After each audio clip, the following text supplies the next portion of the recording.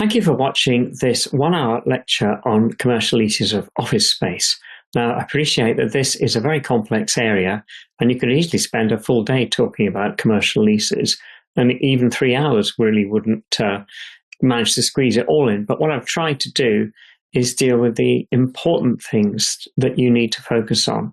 And again, it's the problem of clients just assuming it's all standard, isn't it? And as I've said many times before, the reason why I've got a picture of the chair from the Game of Thrones there is that commercial property is as ruthless as the Game of Thrones, and landlords' agents are as ruthless as anybody in the Game of Thrones, and they will rip off your clients and get them to agree to ridiculously inappropriate terms as your client meekly turns up at their office and says, yeah, that seems all right. Yeah, okay.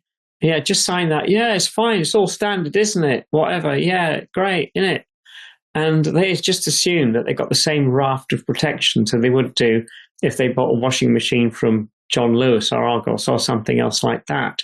And they feel that there is some sort of consumer rights, that they can actually trust what the landlord's agent is saying, or there must be some sort of assumption that everything is standard. And often clients say, well, there's no need to really to talk about these. Surely it's all in there, isn't it? It's all standard wording. There's everything in there to protect me. And you have to say, no.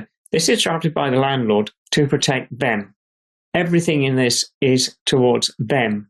There is absolutely nothing in this really to protect you unless I negotiate it with the landlord. And the tenant will say, oh, I don't even see why I need to see a solicitor. Can't I just sign it? And again, many clients find during the lease that they then get exploited. And at the end of the lease, they get hammered for something called dilapidations or alienation issues and so on and so on.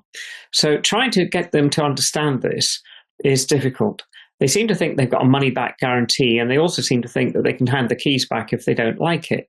Whereas the landlord is looking at them as a source of income for 3 to 5 years and doesn't want to have to remarket it and pay the agents another 15% of the first year's rent as their fee. So they also assume that surely the landlord has to put something in good condition before they put it on the market. And this isn't the case either. They also, as I'll have a rant about later, don't want you to do searches or inquiries, thinking this is all paperwork and surely it's implied. But again, they're falling into the landlord's trap there. They also don't seem to understand that there is no fairness or equity, or things that could be ridiculously unfair will be enforceable against them.